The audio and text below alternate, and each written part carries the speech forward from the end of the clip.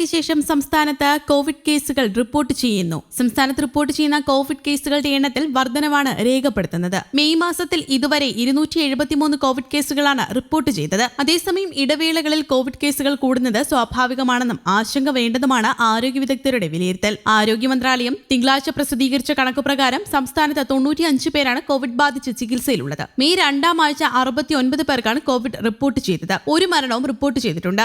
രാജ്യത്താകെ 164 പേർ ചികിത്സ തേടി. ആരോഗ്യ മന്ത്രാലയത്തിന്റെ കണക്കനുസരിച്ച് കേരളത്തിലാണ് കൂടുതൽ കേസുകൾ റിപ്പോർട്ട് ചെയ്തത്. തമിഴ്നാട്ടിൽ 34, മഹാരാഷ്ട്രയിൽ 44 എന്നിങ്ങനെയാണ് കണക്കുകൾ. യുപിയിൽ കേസ് റിപ്പോർട്ട് ചെയ്തിട്ടില്ല. സംസ്ഥാനത്ത് കണക്ക് ശേഖരണം കൃത്യമായി നടക്കുന്നതിന് തെളിവെന്നാണിത് ആരോഗ്യവകുപ്പ് വിശദീകരിക്കുന്നത്. കേരളത്തിൽ 273 കേസുകൾ മെയ്യിൽ റിപ്പോർട്ട് ചെയ്തു. കൂടുതൽ കോട്ടയത്താണ് 82, തിരുവനന്തപുരത്ത് 73, എറണാകുളത്ത് 49, പത്തനംതിട്ടയിൽ 30, തൃശൂരിൽ 26 എന്നിങ്ങനെയാണ് ജില്ലാ കണക്കുകൾ. ദക്ഷിണ പൂർവേഷ്യൻ രാജ്യങ്ങളിൽ കൂടുതൽ കേസുകൾ റിപ്പോർട്ട് ചെയ്യുന്നതിനാൽ ജില്ലകൾ ജാഗ്രത പാലിക്കണമെന്നാണ് മുൻകരുതൽ നിർദ്ദേശം. കോവിഡിന്റെ താരതമ്യേന വീര്യം കുറഞ്ഞ ഒമിക്രോൺ വകഭേദത്തിന്റെ ഉപശാഖകളാണ് ഇപ്പോൾ പടരുന്നത്. സാമൂഹ്യപരമായി ആർജിച്ച രോഗപ്രതിരോധ ശേഷി ഗുരുതര രോഗം തടയുമെന്നും അതിനാൽ ആശങ്ക വേണ്ടതുമാണ് ആരോഗ്യ വിദഗ്ധർ പറയുന്നത്. എന്നാൽ പ്രായമായവരും ശ്വാസകോശ രോഗങ്ങളുള്ളവരും കുഞ്ഞുങ്ങളും പ്രത്യേകം ശ്രദ്ധിക്കണം. അനാവശ്യ ആശുപത്രി സന്ദർശനങ്ങൾ ഒഴിവാക്കണമെന്നും നിർദ്ദേശമുണ്ട്. അതേസമയം ദക്ഷിണ പൂർവേഷ്യൻ രാജ്യങ്ങളിൽ കോവിഡ് കേസുകൾ വലിയ തോതിൽ റിപ്പോർട്ട് ചെയ്യുന്നതിനാൽ ജില്ലകൾ നിരീക്ഷണം ശക്തമാക്കണമെന്ന് മന്ത്രി വീണ ജോർജ് അറിയിച്ചു.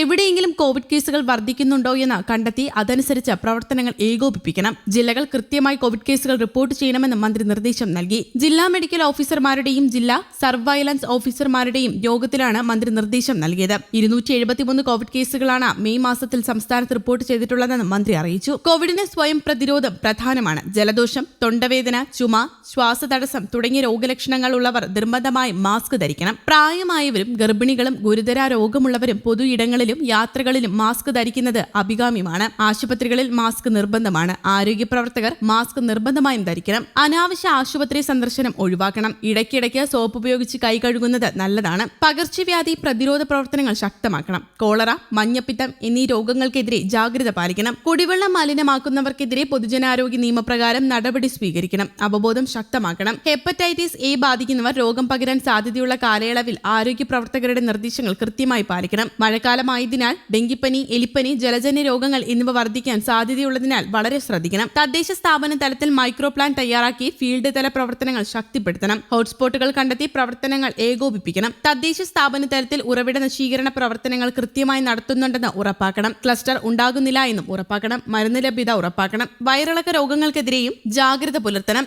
NHM സ്റ്റേറ്റ് മിഷൻ ഡയറക്ടർ, ആരോഗ്യവകുപ്പ് ഡയറക്ടർ, ആരോഗ്യവകുപ്പ് ജില്ലാ അഡീഷണൽ ഡയറക്ടർ, ജില്ലാ മെഡിക്കൽ ഓഫീസർമാർ, ജില്ലാ സർവൈലൻസ് ഓഫീസർമാർ തുടങ്ങിയവർ യോഗം ചേർന്നിരുന്നു. News desk, Kerala Kaumudi.